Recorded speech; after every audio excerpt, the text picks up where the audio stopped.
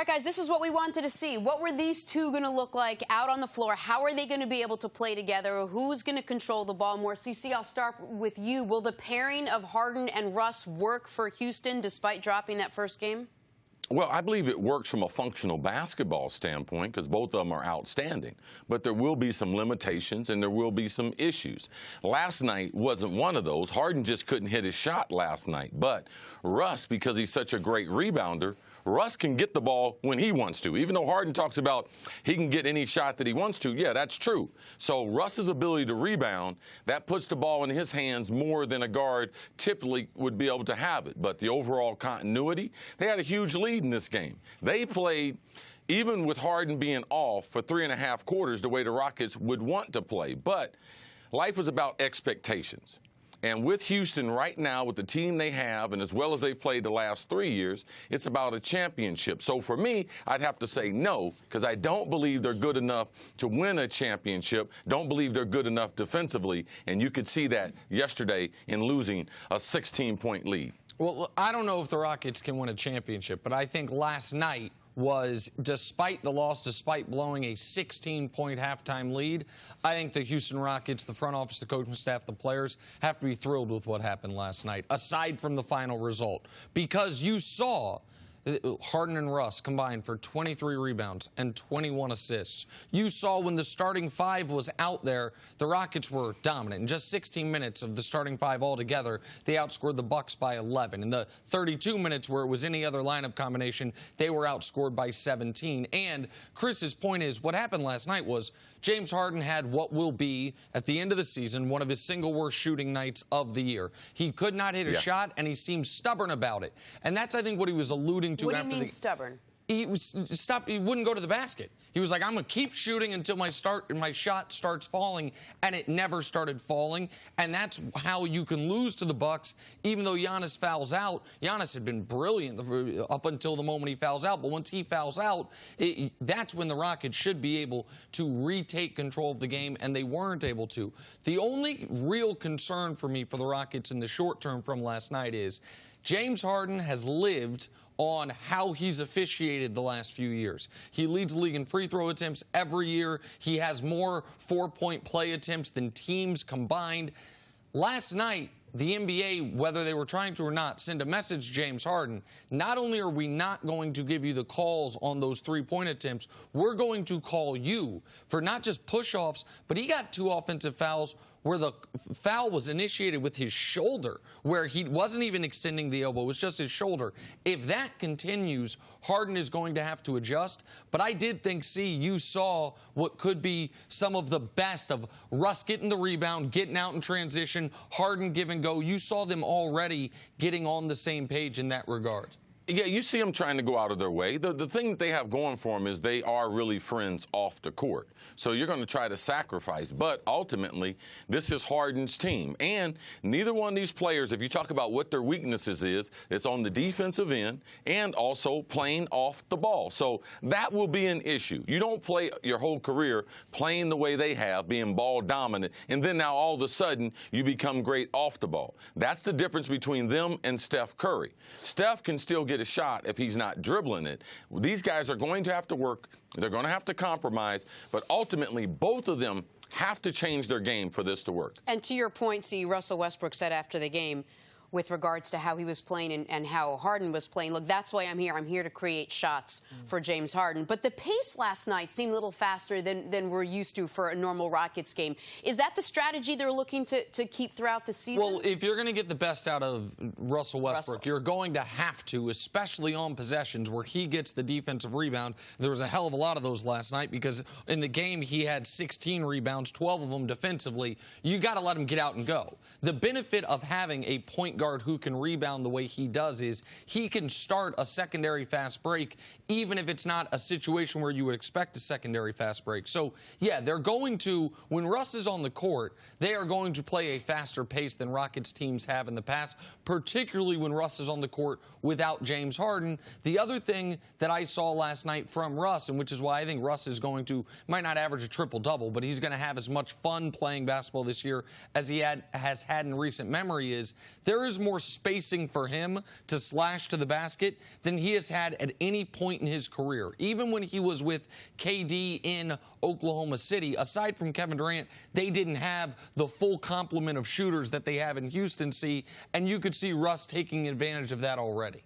Yeah, they do have more shooters, but they also don't have as many guys to run the court. You make a great point about the 12 defensive rebounds, but a lot of time he was on a one-man, out-of-control fast break. What they do is run to the three-point lines compared to running in transition and trying to get an easy bucket. So I believe, their coaching staff, they will make the type of adjustments because they haven't had a point guard like Russ, even though they've had Chris Paul, even though they've had Harden. Those guys don't defensive rebound an awful lot, and they weren't big at pushing the pace that Jenna talked about. All right, so we'll talk about Giannis and the Bucks a little bit later, but in short, this new pairing, once again, Russ and Harden, did it work? Do you think this is something listen, I think that the Rockets, if Harden has a good offensive game or even an average offensive game, I think the Rockets would have looked like the best offense in basketball last night. I think they're going to finish the year as the best offense in basketball. Chris's skepticism about will it work in the postseason is totally fair, and by the way, it's all that matters in Houston. Sure. But in the meantime, I think this is going to be a very, very difficult team to beat. And losing to the Milwaukee Bucks, there's no shame in that. Right. They had more wins than any team in basketball last year. All right, we got to take a break. And did you guys see Russ's outfit before the game? I mean, he had that moving outfit, that like a cargo, something. I don't know where that came from. I think he's going to have 82 unique outfits for all 82 games of the regular season. Yeah, but now he's got to compete with Russ because now he's got two guys with interesting both of them, taste, absolutely. All right. Yeah, they're going to set fashion back there in Houston. Nick, you laughed throughout that.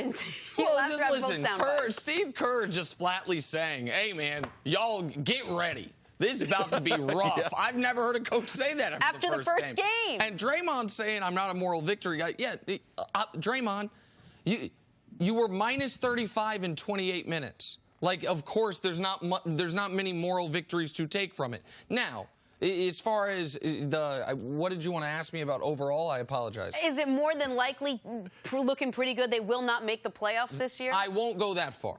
I know a lot of people are going to say today that the Warriors are not going to make the playoffs. The problem is, if you have them out, who is taking their place? I feel like we are all very confident there's 6 teams that are going to be in the Western Conference playoffs. Lakers, Clippers, Houston, Utah, Denver are 5, to me, mortal locks. And Portland is a very close to a mortal lock. So there's 6 of them.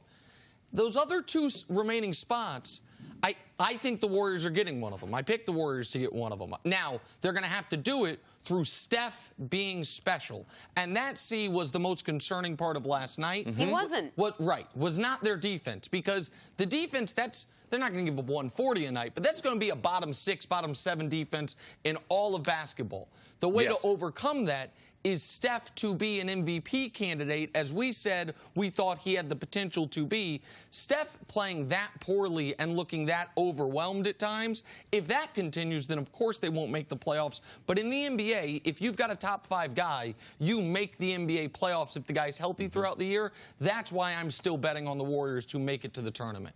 Well, typically, Nick, when you have a top guy, you don't have some of the deficiencies that they have on the other side. If you look at him and D'Angelo Russell, I'm with you. I don't believe this is a good fit long term. They were minus 32 overall when they were on the court together. So with them being in the backcourt, you're going to be challenged defensively. But the Clippers took a page out of what they did in the playoffs. Not the Clippers, but other teams to the Warriors when they had injuries. They were double-teaming Steph around half court. He was forced into some bad threes. And with all those defenders around him, they forced him into those turnovers. So, Steve Kerr, I know you've had a great job the last several years, Steve, just looking up and down, watching your team win, not saying nothing. You're going to have to earn your money this year. You're going to have to come up with some schemes. You're going to have to come up with something offensively to be able to get guys involved. But Draymond shouldn't say we sucked. He need to look in the mirror. Draymond Green was awful. And, Nick, you had some stat of Draymond Green outside of 7 or 8 feet? Last year, Draymond Green, not outside of 18 feet, outside of 8 feet, was 29% from the field. Now, we were just knocking Ben Simmons. If Ben Simmons took those shots, he wouldn't be much worse than 29%, and at least he can get to the rim. Like, Draymond got that big contract courtesy of my guy Rich Ball and Clutch Sports, and he going to have to earn it this year by anchoring what will be a substandard defense and getting back to some of that playmaker role that he was so good at a few years ago. And for those who are thinking Steph Curry, he should be in the conversation for MVP, Nick, I don't think his body's going to be able to take it. When you look at the wear and tear, the way they were trapping him, the way he was having to run off the ball, like even watching his body language, there were times during the game he was exhausted like this was a playoff game. So I don't know, with Klay probably missing most of the season at best, Steph's going to put up big numbers, but as far as MVP, his team's not going to be a top 4 seed. I don't think that's going to be on the board for Steph this year, his 3rd MVP. I'm so glad you brought that up, because when we were talking about the start of the season earlier this week, we said there was really one path for the Warriors to be successful, playoff bound, all of it, and that was, well, Steph's going to have to play lights out every night. And I said, well, Steph usually doesn't have to play in the regular season. He doesn't have to be that successful. And you said, well, he's a superstar, and he's absolutely going to have to. Well, there's got to be another way. If it's not going to only go through Steph, you saw Game 1, he wasn't a superstar. No. Give me another way. There's no other way. There's no other way. Really? Listen, do you know guys who got big minutes last night? Glenn Robinson III, Eric Pascal. Listen, it turns out the Marquez Chris and Eric Pascal, that duo replacing Kevin Durant, that ain't great. And it's not good for your basketball team. It is all about Steph. And this is exciting. And people think I'm a Steph critic. I didn't love the Warriors once they added Durant, that thing. Sure. I'm excited to see Steph as a one-man show, because he has been, by everyone other than Michael Jordan, myself included, elevated into pantheon discussion for the league. And we've seen these other guys. We saw Duncan when he had Robinson. We saw Duncan before they had Manu and Parker as great players. We saw Duncan in different spots. We saw Michael Jordan, even though they didn't have playoff success, before Pippen got there, averaged 37 a game and get his team to the postseason. We've seen LeBron on super teams and on what Chris calls the 4 pieces of paper team, his last year in Cleveland. And we've seen those guys be successful. We've seen Harden with a star next to him, by himself, top 2 MVP in both situations. Now we get to see Steph without the 2nd greatest shooter all time alongside him, who he's always had, without a league MVP alongside him, who he's had the last 3 years. And this is a big year for Steph. I don't want to be unfair, but I don't think I'm being unfair. This is a big year for Steph Curry's legacy, because if they go 32-50 because he doesn't have enough help, that then, when you're talking about, is he the 2nd greatest point guard of all time? Well, I know my guy Isaiah Thomas would say, I played on some teams that looked a lot like this Warriors team. We didn't go no 32-50. And so it is important for Steph that he doesn't carry him to a championship, but that he carries them to a playoff berth. At least for me, that is an important part of how we're going to remember this part of Steph's career, see. And one thing, too, we have to realize is every night they're not going to be facing the Clippers. Yep. Top to bottom, the Clippers, they are the best defensive team that we're probably going to have in the NBA, them and the Philadelphia 76ers. But last night, what I thought was really, really intriguing was Patrick Beverley went right back to that junkyard dog mentality that he went in the playoffs with Kevin Durant. Kevin Durant, it only affected him for a short period of time, and then he just went to just annihilating him and just went on the attack offensively. Last night, they went after Steph. And with no Klay and no KD, Steph didn't have no fight in him. He tried to get into a chit-chat with them, but I just want to see how teams come after Steph this year, because it's easy to have swag when you got Klay, you got Draymond, you got KD. But now you by yourself. Let's see what you got, bruh. So this is, I believe, a very, very revealing year for Steph Curry as far as his legacy. Thanks for watching. Subscribe here to get the latest from the show. Also, be sure to check out more of the best clips from First Things First, or go watch a few segments from our other shows on FS1.